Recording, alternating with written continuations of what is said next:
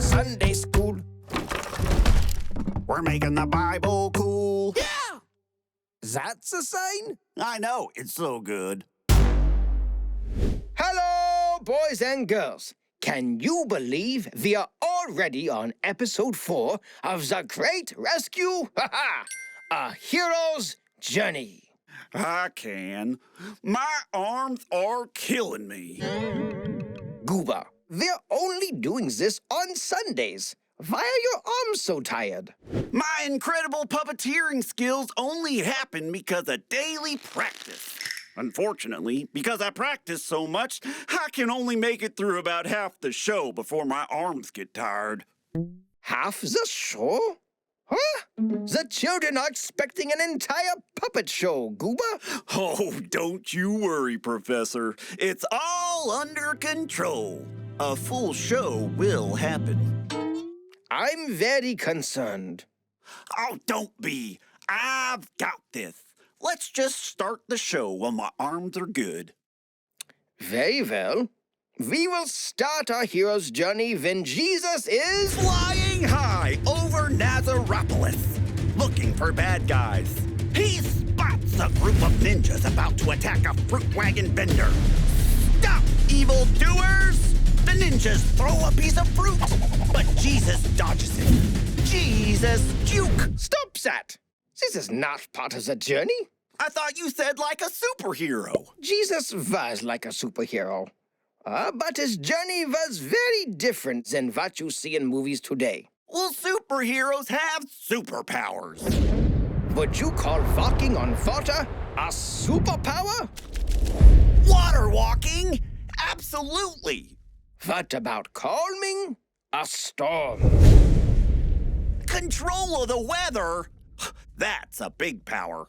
What about the power to make the blind see, the lame to walk, the power to heal, and the power to make the dead live again? Ha-ha! Okay, now that's too many powers. You can't give a superhero every single power. That's just lazy comic book writing. But Jesus did. And these weren't powers made up in a comic book story.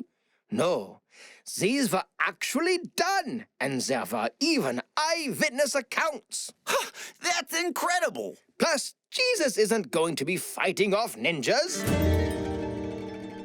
Those aren't even the bad guys of this story. Oh, that's right. It's Satan as the snake from our creation lesson. Walking casually along the streets of Nazareth, Jesus spots Satan the snake! He's about to attack a fruit vendor! Stop, Satan! Satan throws a piece of fruit, but Jesus dodges it! Jesus juke! Will you stop adding your own scenarios to the journeys of Jesus? Sorry, Professor. Besides, Satan is only one of the bad guys, but not our main villain. He's not? In our second episode, when Adam and Eve were in the Garden of Eden, the snake only tempted them. It was Adam and Eve who chose to believe the lie and eat from the tree of knowledge of good and evil. Goober, do you remember what actually separated Adam and Eve from God? I do, but why don't we say it together? You know, so that the kids can answer it too. On 3. 1, 2, 3. Sin! Sin! Sin! Yes! Yes, that's it! Sin! Did you hear that, kids? We both said that together at the exact same time. It was sin, Goober. Sin is the main villain of our story. When Adam and Eve chose to eat from the tree of knowledge of good and evil, they sinned. If you remember, sin is when we purposely do something our way instead of God's way. They made a big mistake.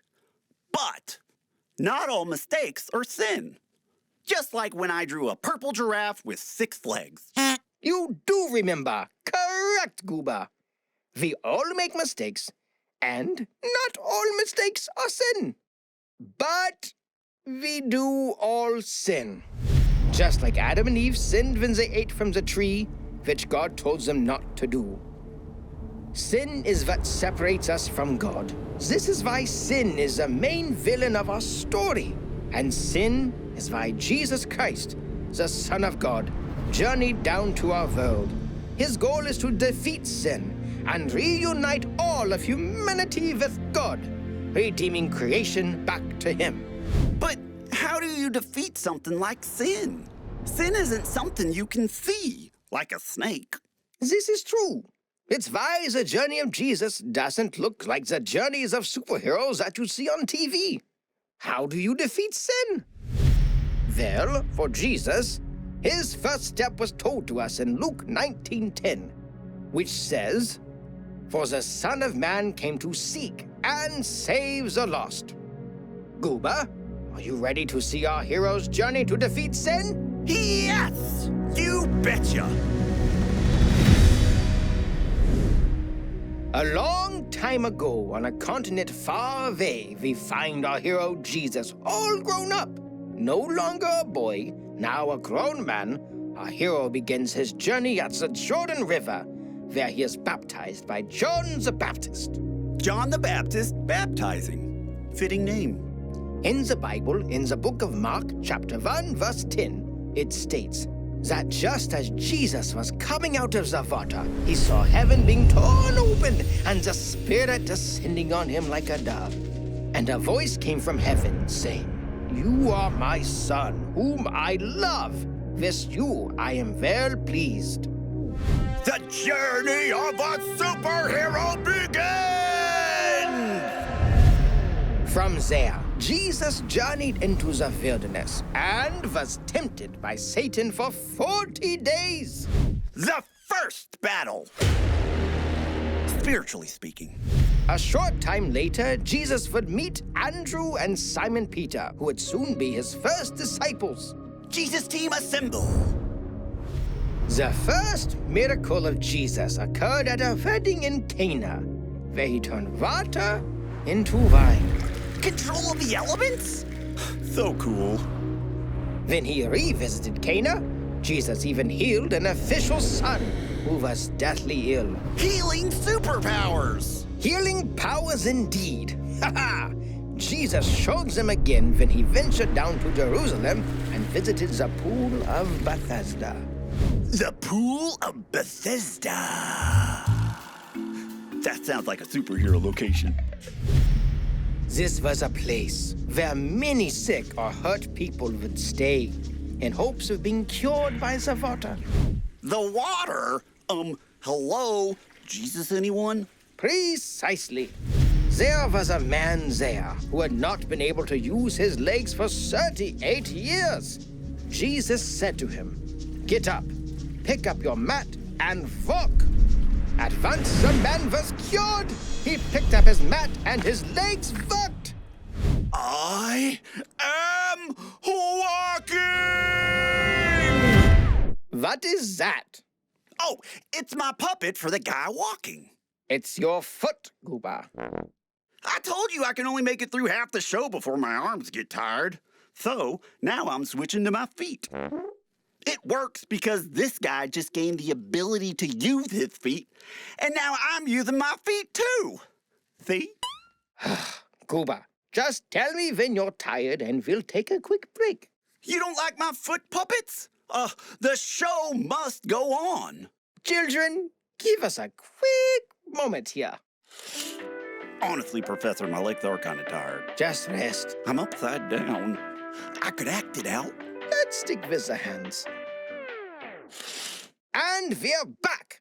With no feet puppets. To make up for the lost time from the break, let's zoom through some more stops along the journey of Jesus in a song. Yes, and I'll help. That's not, So, where do we start? Starting all the same, with John the Baptist fitting name. Jesus came out of the water, got a message from his father, well pleased.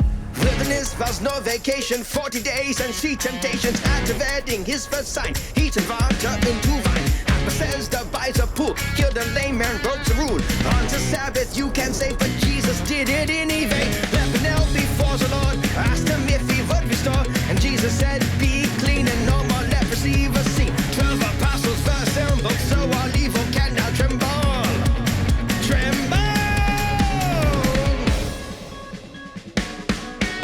You know what, Goober? I think it's time we speed this up. Epic finale! Jesus traveled down to Maine and brought a boy to life again. On a boat of ageless form, Jesus calms the raging storm. A leader knelt his heart to journey, started death, but overturned 5,000 people, all of it just to fish 5 loaves of bread. Jesus walks across the waters, and he heals a woman starter, then he heals a deaf and mute, also kills a blind fool. Like he is sponsored all for sinner, Jesus still sat down for dinner. That's a really, really, really, really short journey of Jesus. And sin was defeated! Actually, Goober, sin was not defeated. What? But Jesus did all these miracles and saved so many people. That wasn't enough to defeat sin? More would be needed. In order to defeat sin, something pure and perfect must take sin's place, so that all of humanity might be connected to God once more. And what's that? I need to know! And you will! Next week, Oh, what? when we come back for the conclusion of The Great Rescue!